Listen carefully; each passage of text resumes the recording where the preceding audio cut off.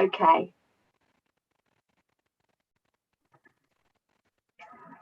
Live. Good evening. Welcome to our Spatial Options Consultation webinar. My name's Daniel and I'm Team Leader for Rochford District Council's Strategic Planning Team. This webinar is being streamed online this evening and will be made available to be watched back at a later time, including by those unable to watch this evening.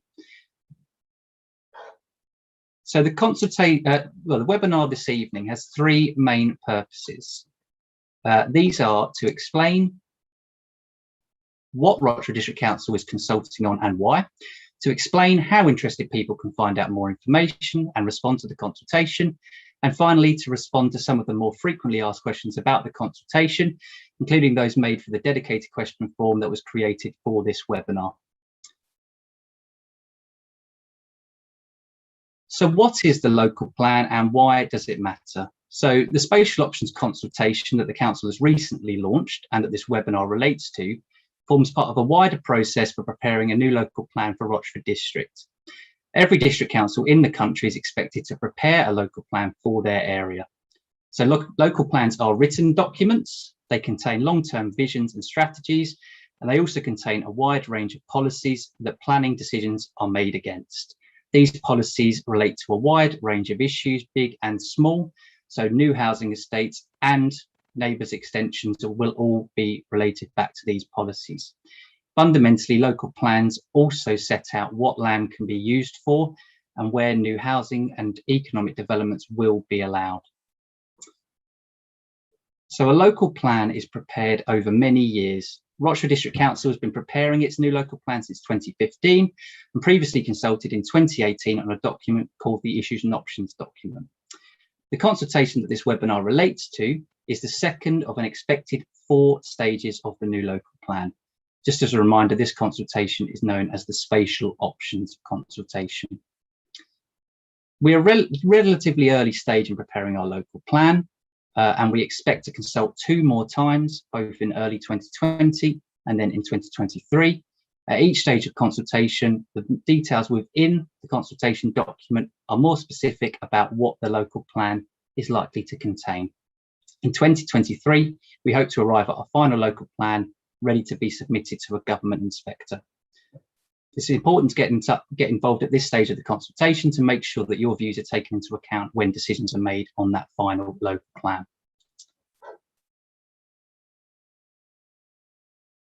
So what does the Spatial Options document contain? So the Spatial Options document itself has 3 main sections. The document covers a wide range of issues that all contribute to a sustainable future for Rochford District. So those 3 main parts include options for the overall vision and strategy for the new local plan. So new local plans are long-term documents set out over 15 to 20 years, and they need a vision and a strategy to bind together all of the contents. Secondly, it contains options for how the new local plan could address a wide range of key issues such as housing, transport, heritage, community facilities, open spaces and the economy. Lastly, the consultation document sets out specific options for how the new local plan could address individual towns and villages. That includes local villages for each settlement, local visions for each settlement, and potential areas that could be developed and protected.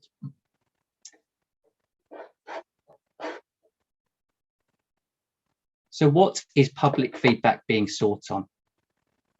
It's important to emphasise the local plan is still at an early stage and only sets out options at this time. Therefore, all of the matters contained within the consultation document are not finally decided and they are just options.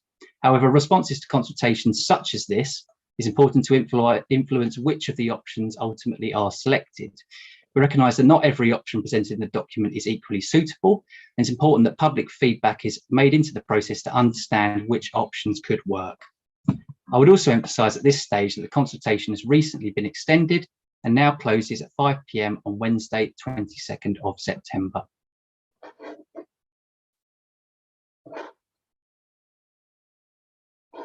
So how can you access the consultation? So there are 3 main ways you can access and respond to the consultation. These are using the online consultation portal. These are by downloading a copy of the consultation document and responding by email or letter, or finally by viewing a physical copy of the consultation document in local libraries and council offices and responding by email or letter. More information on how to respond is set out in some of the following slides. So firstly, the information we're going to provide is how you might want to use the online consultation portal. So the online consultation portal is available at rochford.oc2.uk. You can follow that link to find out more information on the consultation. You can see on your screen now there is a red circled link to the new local plan spatial options document 2021. This is the link you should click if you want to find out more about the consultation and read through the consultation document. Clicking on that link will display the page shown here. So you're then able to navigate through the consultation document in one of two ways. You can either select the green link shown on the screen, which will take you to specific parts of the document or even specific questions. Alternatively, you can scroll through the entire text, clicking the Next Chapter button at the bottom of each page to move through each section. So throughout the document, there are a number of questions. So these questions are where your feedback can be made to the consultation using the online consultation portal. It's important to look out for these purple boxes that contain Q and then a number indicating the question number. They also have a blue speech bubble next to them. To leave a comment, you can click the speech bubble icon to the left of a question box. This will present a menu within the question box where you can input your comments. Please note you may need to first follow a prompt to log in or make a profile to leave a comment. This is because we are unable by law to accept anonymous comments. It should show what is currently on screen, giving you an option to support, object, or comment, and then leave further information in a free-form text box.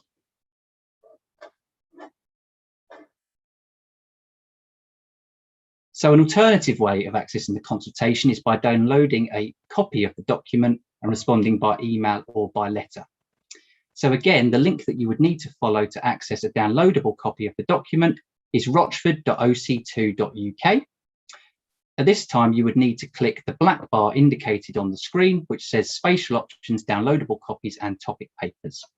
If you click on that black bar, you will be presented with this screen.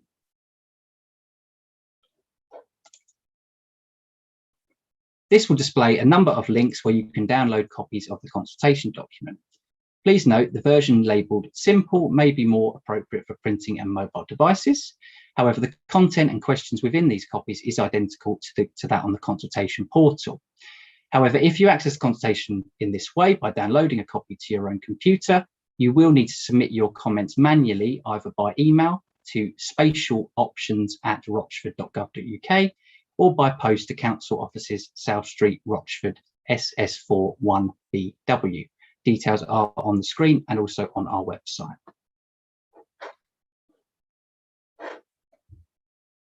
So the last way that you can access a copy of the consultation is by viewing a physical copy in local libraries or council offices. These are available when open. However, you may want to check opening times as these may now be different in the COVID times.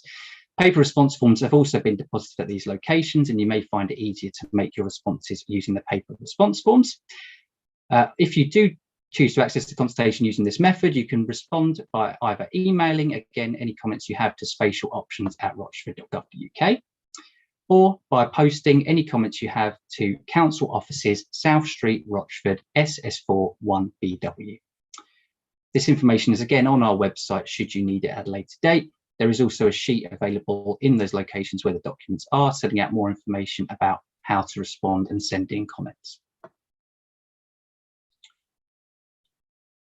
So other information relevant to the consultation. So beyond just the consultation document, the council has also made available a number of background documents that may be interesting to people who are looking into more information about the consultation.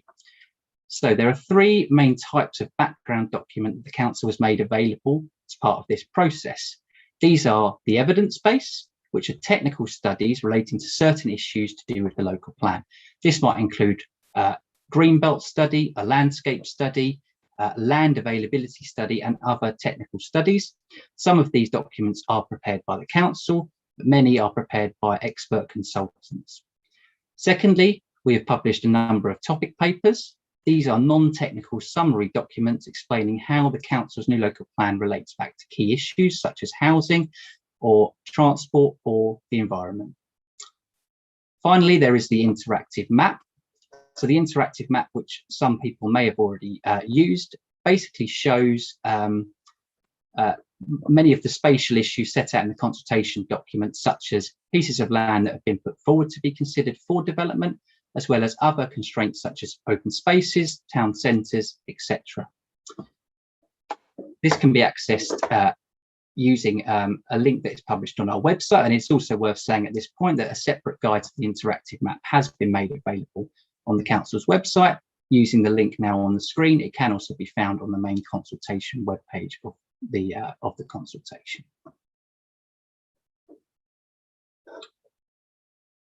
So the next section of the webinar is about frequently asked questions.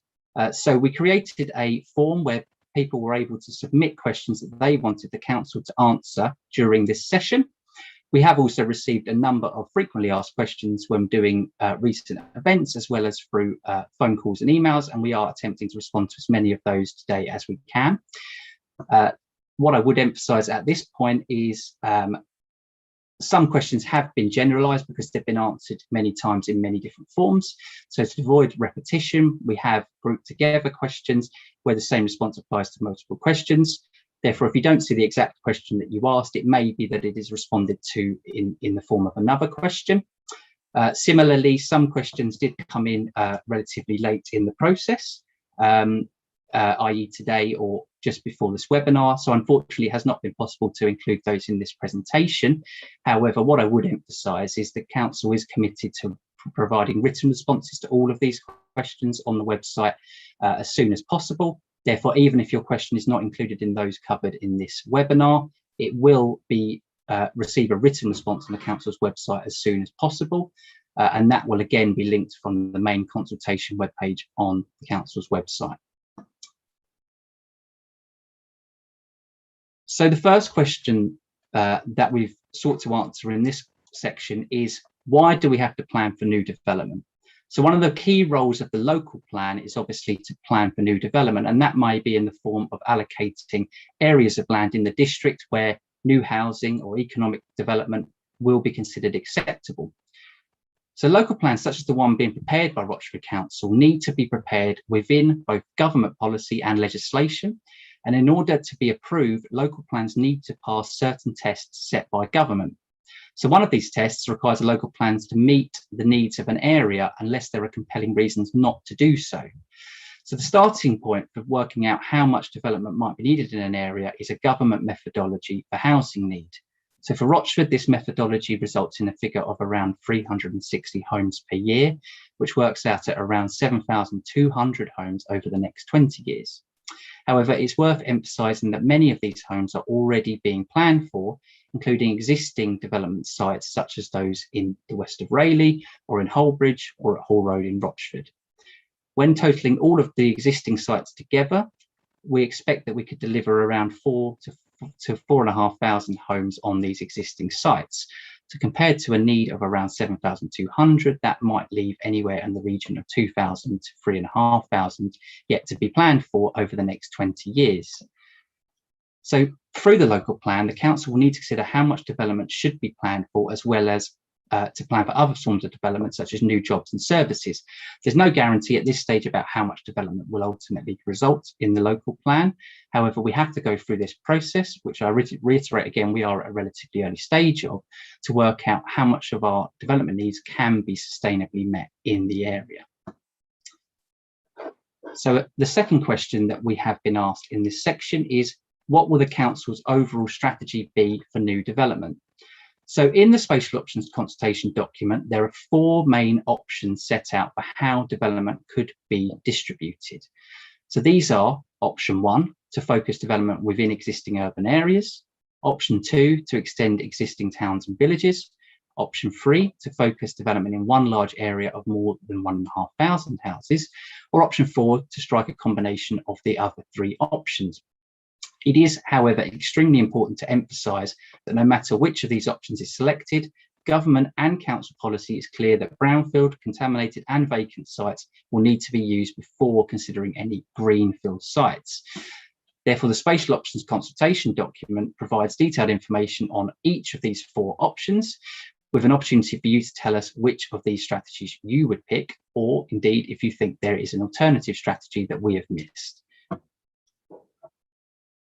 So the next question that we've been asked is, where will new development be located? So again, it's important to emphasise at this stage that no decisions have been made about where new development will be located. The consultation document refers to a number of what have been called promoted sites. So these are areas of land where the landowner or developer has asked the council to consider when preparing its local plan. An initial assessment of all of these sites is available by using the interactive map or on the consultation website.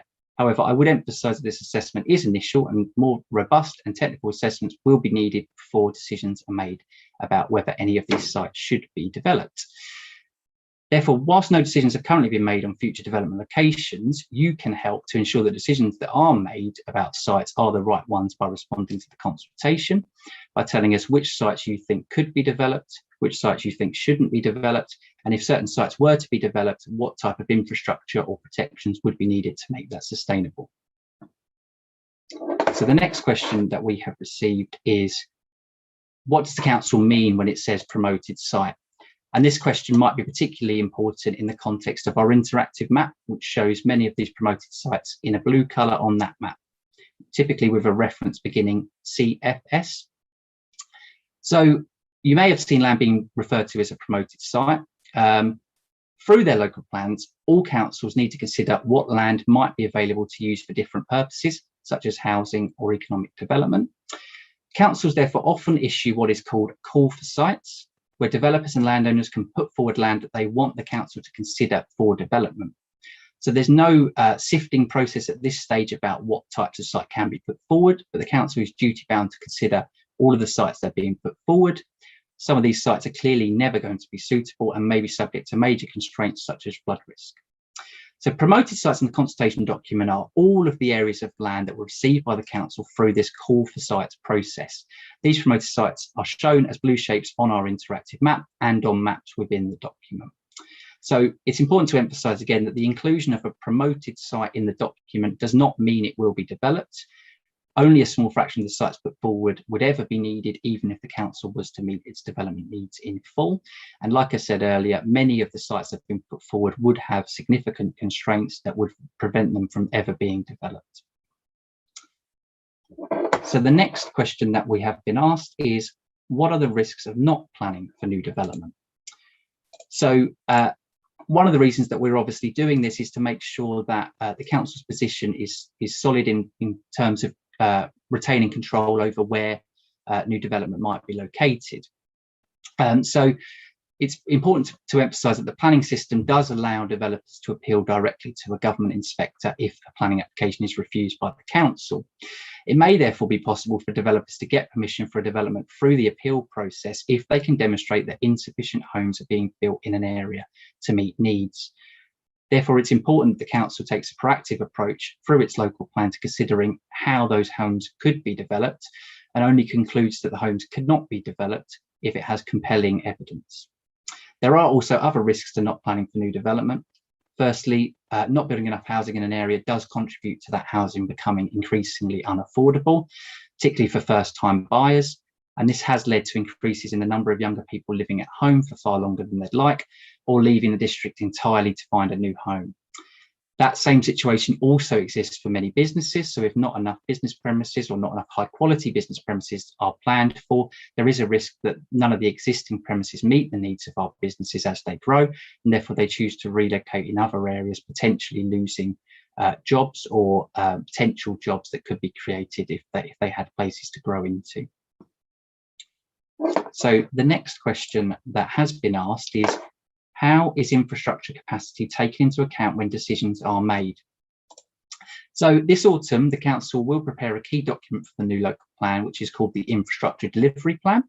So this document will allow the council to consider how potential locations for new development relate to infrastructure capacity issues and opportunities. So one of the recurring themes when we've gone out and had conversations with people in the streets is obviously concerns around the capacity of existing roads, existing schools, GP surgeries, etc. So when decisions are made about where new development may be located, capacity of all of that type of infrastructure is going to be given significant weight. That infrastructure delivery plan will be a formal process for understanding capacity of that new infrastructure, as well as potentially any opportunities there may be to create new infrastructure or expand existing provision. That study will consider a lot of those information and will feed into the next stage in the preparation of the local plan, which is called the preferred options. So before a preferred list of development sites is developed by the council, we will have developed a detailed understanding of infrastructure capacity issues and opportunities.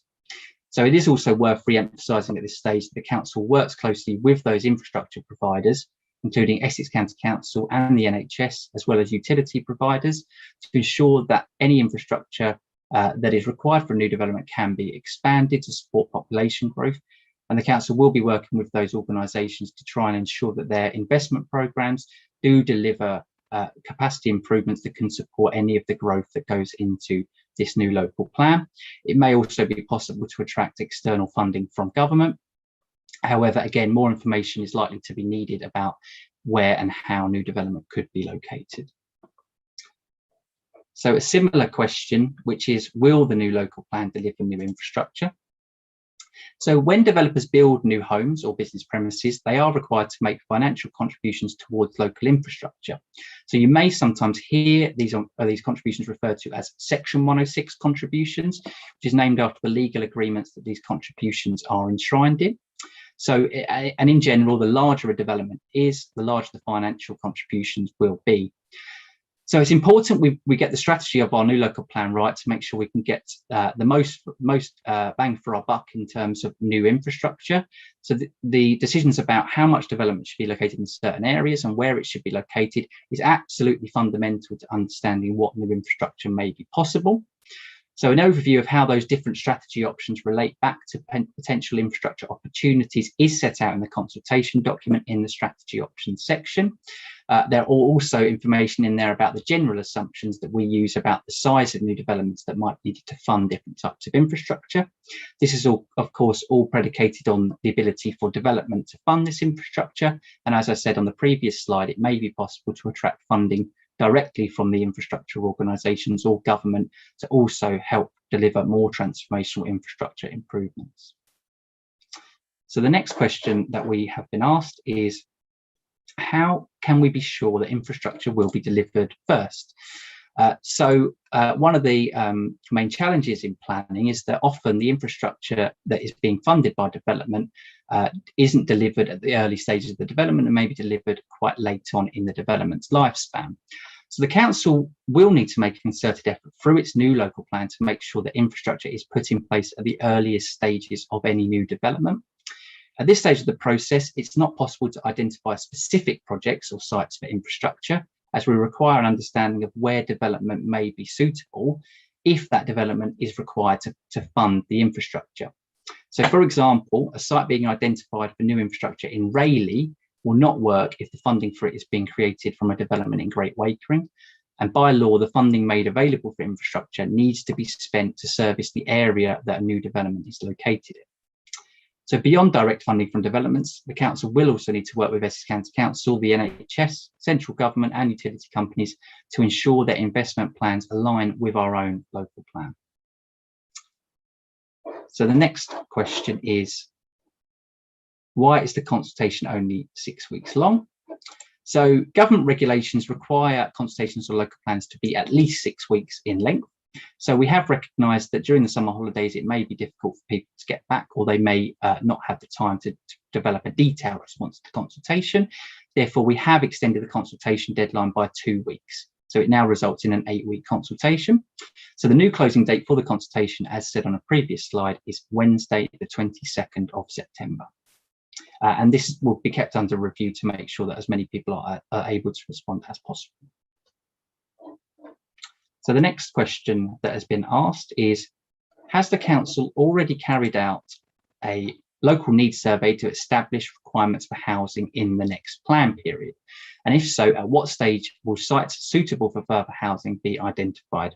So we'll just iterate that a plan period basically refers to the life of a new local plan, so a 15-20 year period. So as touched upon earlier in the presentation, councils are expected to plan for their development needs through their local plan. So the starting point for knowing how much to plan for is a government methodology, and this government methodology, as previously stated, suggests around 360 homes need to be built each year to meet Rochford's needs. That works out at around 7,200 homes over 20 years. So it's worth saying at this point as well that previous evidence that the council prepared itself back in 2017 calculated a figure of around 330 to 360 homes a year, which is obviously broadly similar to that number. So the current consultation does set out options for how those needs could be met. So those strategy options I referred to before.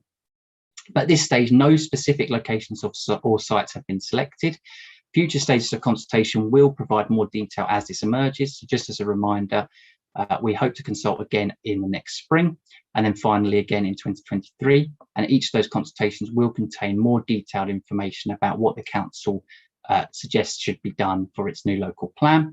So the next consultation will contain far more information about the strategy and the sites that the council thinks the new local plan should contain. So the next question that has been asked is, what was the level of interest in the self-build register?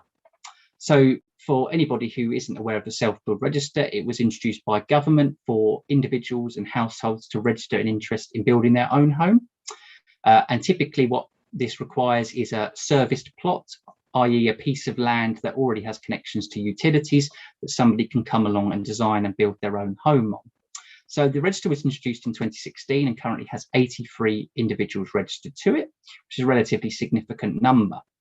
At this stage, however, no specific sites have been identified for self-build projects. However, options are set out in the consultation document about how this could be done. So it may be that specific areas of land could be specifically allocated for self-build plots only. So they could be divided up and sold off by the landowner to individual houses who then come forward and design their own home.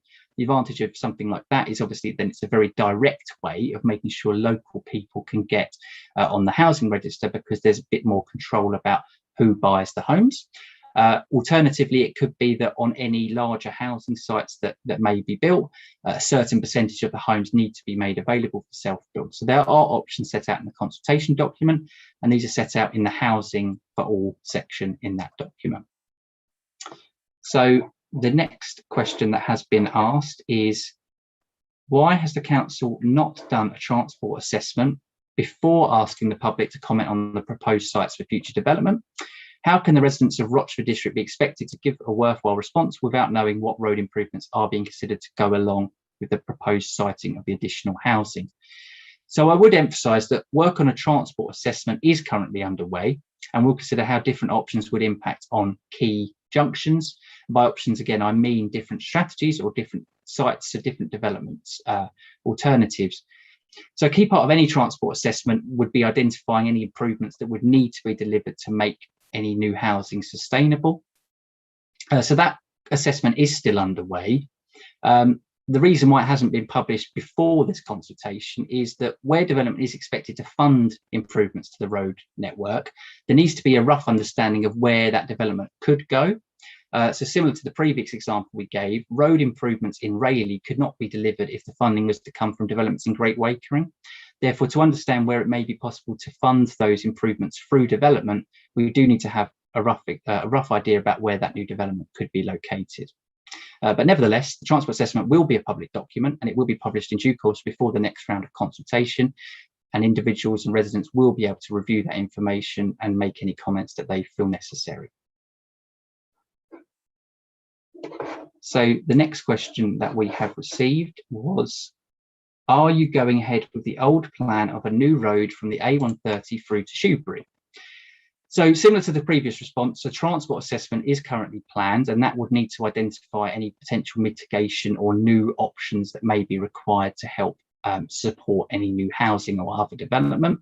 However, opportunities for specific road improvements, such as new routes, whilst they will be considered where justified and where fundable, they would still need to be given appropriate weight to the likelihood of getting funding and that wider environmental impact. And it is worth saying, obviously, transformational road improvements would likely require a significant amount of funding to be delivered. And new road routes, the difficulty may be that it then makes significant amounts of land, therefore more sustainable for development, and therefore maybe makes areas that are currently quite rural suddenly very suitable for housing just from a road perspective. So there is a balance, and the transport assessment is the appropriate mechanism to consider those issues. So the next question that we have is, will Rochford Council strive to protect greenbelt and agricultural land in light of the ongoing global crisis of global warming and climate change? So I would reiterate again that national and council policy is clear that brownfield, contaminated and vacant sites will need to be developed prior to any greenfield sites being selected. So in line with national policy, greenbelt land would only be considered for development in exceptional circumstances. So it really is a case of exhausting those brownfield, contaminated and vacant sites before looking at greenbelt land. And obviously significant weight will be given to the need to protect agricultural land. And there is some information in the consultation document and some of the supporting materials about the different areas of agricultural land quality in the district. And clearly there are areas that are used for light agriculture that are of less value than areas that are used for quite heavy agriculture. And those types of issues will need to be taken into account. So the next question that we have received is, will Rochford Council protect the heritage and rural village feel of Great Wakering and other villages, or will it allow it to become an extension of Shoeburyness? So I would just reiterate that one of the key points of Greenbelt policy, so all the undeveloped land in Rochford outside the main settlement is generally protected by a government policy called Greenbelt that some listeners may have heard of previously. But one of the main purposes of Greenbelt is to avoid neighbouring towns and villages from merging into one another. Therefore, the need to avoid that merging between towns and villages will be a key consideration in deciding where any new development should be located.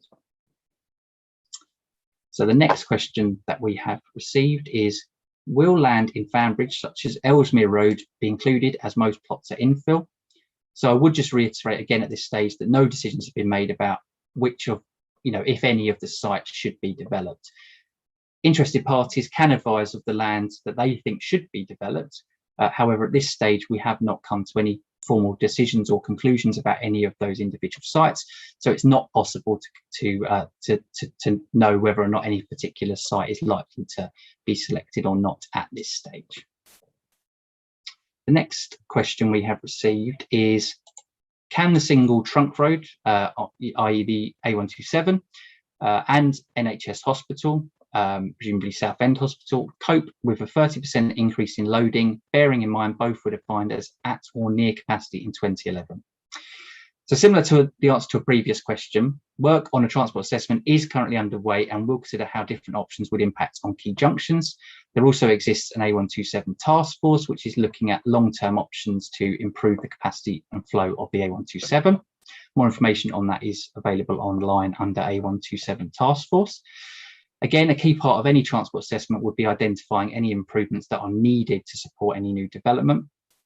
And ultimately, decisions will not be allowed on developments that would cause unacceptable harm to the traffic network unless mitigation can be secured.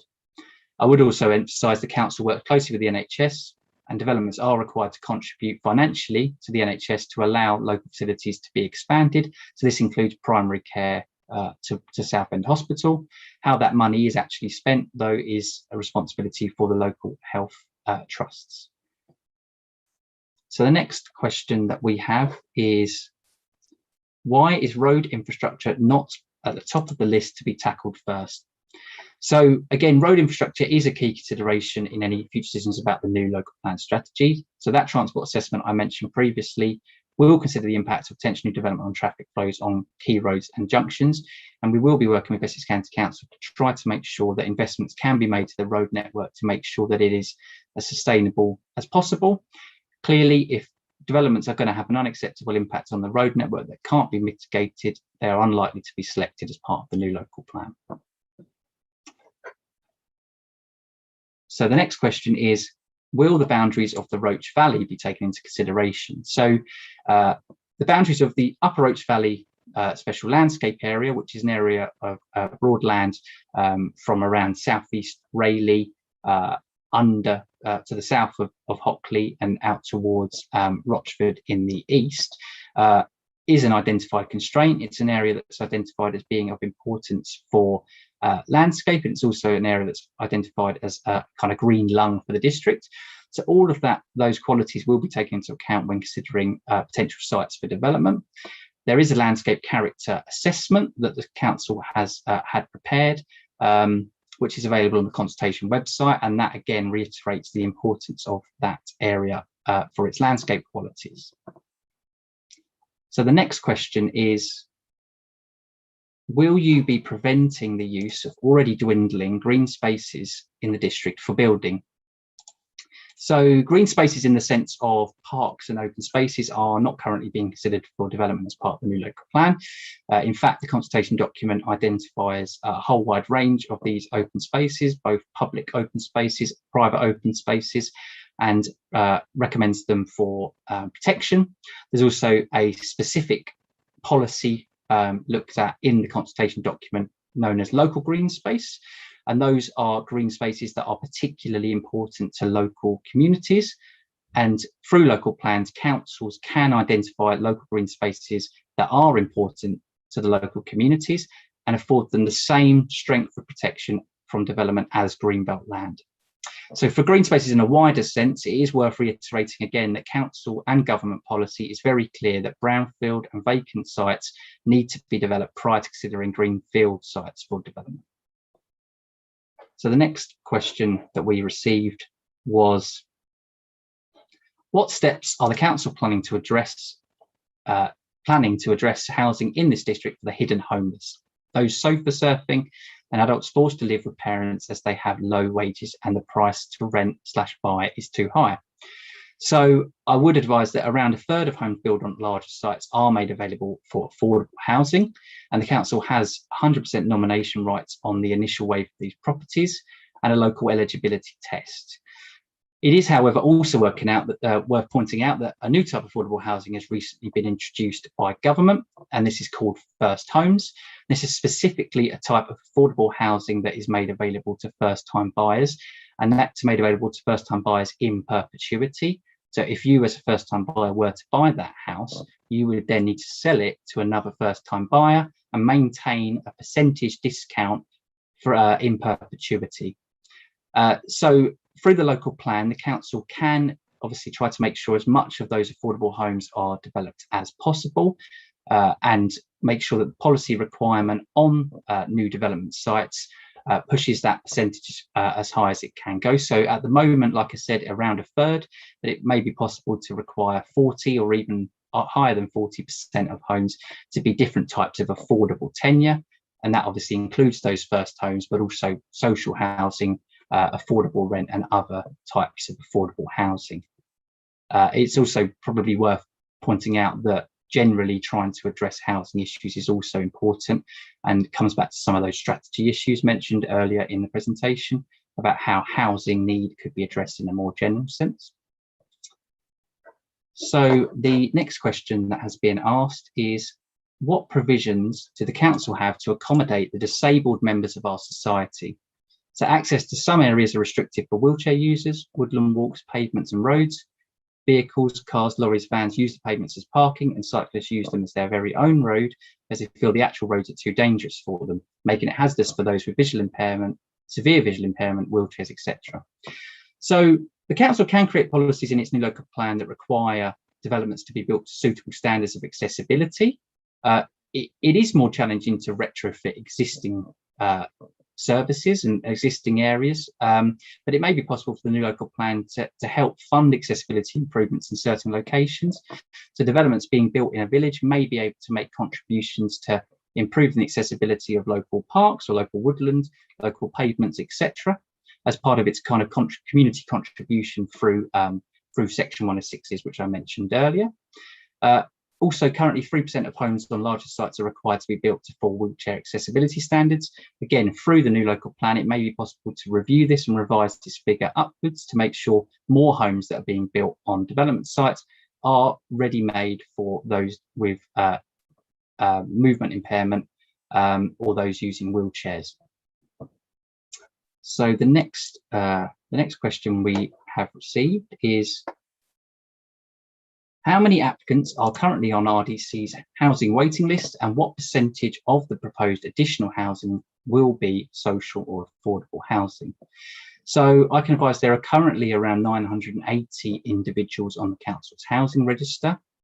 And as previously stated, the council's current policies require around a third of new homes on larger sites to be one of those affordable tenures, such as first homes, affordable rent, social housing, etc. So the current split of affordable housing that comes out of that third is around 80% affordable rent and about 20% shared ownership. So shared ownership is a housing model where an individual can buy a percentage of a house and then rent the remaining percentage from a housing association. In some cases, they may be able to ultimately buy the housing association stake. In other cases, they would rent in perpetuity and potentially move to an alternative house at a certain point. So ultimately, this policy can be reviewed, and the requirements around affordable housing could be increased. So that could include both the number of affordable homes expected on new developments, so that 33 or 35% figure could be increased to 40 or even higher percentage, and also that split of different types of affordable housing could also be reviewed to make sure that it's an appropriate mix of affordable housing to meet the needs of local people. There is also an opportunity to be more clear about the types of housing in terms of size that should be provided alongside affordable housing provision. So just to answer the second part of that question, what percentage of the proposed additional housing will be social or affordable housing? Well, based on the current policy, you might expect a third of those new homes to be affordable. However, obviously, as I've said, it may be a higher figure ultimately. So the next question we've received is, why have sites identified as having an adverse impact on heritage been included within the promoted sites?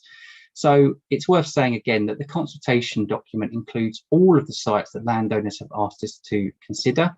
So as I said in the answer to a previous question, the council issued what's known as a call for sites. And this call for sites gave landowners and developers the opportunity to formally ask the council to consider particular pieces of land when it was putting forward its local plan.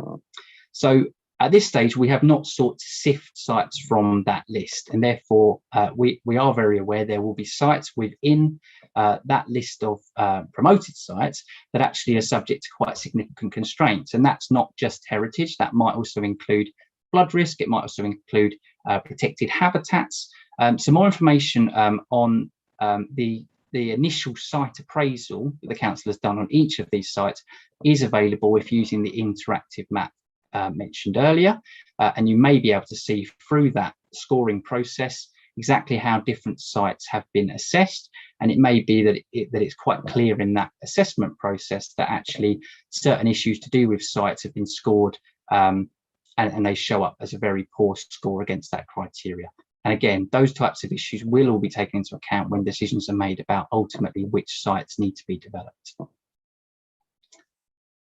So the next question that has been asked is ultimately, where does the demand for new houses come from?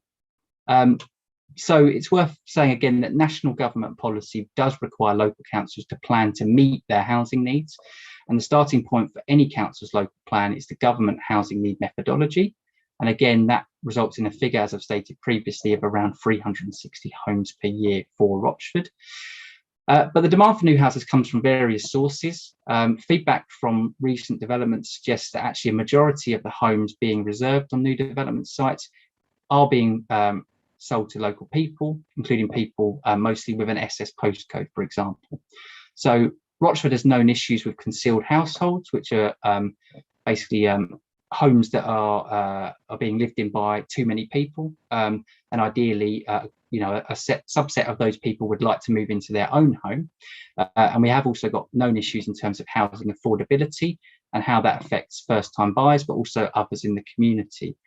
So all of those things do contribute to quite a lot of housing demand in the area that's not currently being met, but might not be completely obvious because those people do have homes. It's just that those homes don't really meet their needs.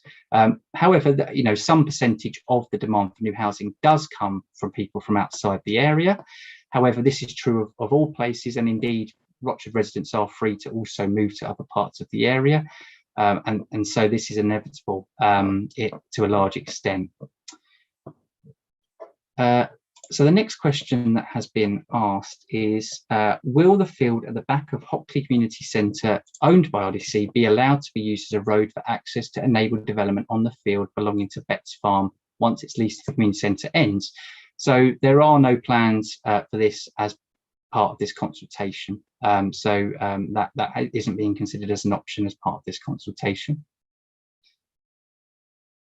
So the next question is, how can the council justify the amount of roadworks on vital roads happening simultaneously?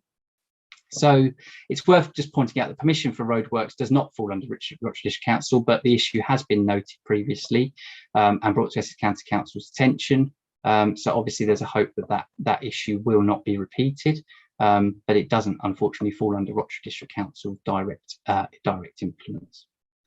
So that actually takes us to the end of the questions that have been submitted to us. There may be some questions that haven't been answered on this session, either because they came in after the presentation was prepared, or perhaps because the answer to them was similar to the answer to another question. So I would just reiterate at this point that all the questions submitted through the online form will receive a written response on the council's website in due course. And therefore, if you haven't seen the exact question that you asked answered in this session, it will be answered through that written document. So just wrapping up, there are obviously a few things that we would like people to take away from this webinar. Obviously, one of which is knowing better how to access the consultation. So just to reiterate again, there are three main ways that people can access the consultation. So those are to use the online consultation portal, which is available at rochford.oc2.uk, and clicking on that top link that says New Local Plan, Spatial Options Document 2021. If you go via that way, you need to navigate through the document and find purple question boxes with blue speech bubbles next to them. If you click on the blue speech bubble, you will be prompted to leave a comment. You may need to log in or create a profile before you can do that. The second way of accessing the consultation is using downloadable copies that you can download straight to your computer. Again, to access these, you can go to rochford.oc2.uk. You need to click on the black bar that says Spatial Options, Downloadable Copies and Topic Papers. You need to click from the two links that are described as either the stylized version or the simple version. Just to emphasize again, the simple version may display better on mobile devices, or if you plan to print the document. If you access the document in that way, you can either submit comments via email to spatialoptions@rochford.gov.uk or by post to Council Offices, South Street, Rochford, SS4 1BW. The third and final way you can access the consultation is by visiting a local library or council offices when open and viewing a physical copy of the document. There will be paper response forms that you can return to the council. Alternatively, you can also email comments in to spatialoptions@rochford.gov.uk. We'll just emphasise again the point about the background material. So this is again all linked from rochford.oc2.uk, and you can find information about the technical studies, which are the evidence base. You can find information about the topic papers, which are the non-technical summaries. And you can also find information about the interactive map. If you have any difficulty using the interactive map, we have published a guide on the website. Written answers to each of the questions put forward through the question form, as I said earlier, will be published on the council's website shortly. I would just also emphasise at this point that you're not obliged to respond to every question in the consultation document, and you're not obliged to respond to any of the questions if you feel that your comments do not neatly fit under any of those questions. You are able just to email or write in your general views, and then we will manually assign that to the document. If that works easier for people, then that is acceptable too. The consultation closes at 5 p.m. on Wednesday, the 22nd of September. So again, this is a 2-week extension from that previously advertised. And lastly, if there are any difficulties accessing the consultation or further questions, you can send these to planning.policy@rochford.gov.uk. So that is different to the spatial options at rochford.gov.uk email address, which is for formal comments on the consultation. It would be better to use planning.policy@rochford.gov.uk if you have any questions about how to access or use the consultation. So thank you for listening to this webinar. I would thank you for your time. Ultimately, the consultation is an opportunity for people to help shape the future stages of the local plan. We are still at an early stage, and therefore no decisions have been made about the contents of that local plan. However, with each stage as it progresses, obviously more detail will be published, and ultimately in 2023 we hope to have a final local plan ready to submit to government. So it is important people get involved at every stage, so that they can be comfortable that the direction that that local plan heads in takes account of their views. So thank you for your time this evening. Ultimately, if you do need to contact our team, please do so before the consultation deadline, and I hope to see you very soon. Thank you.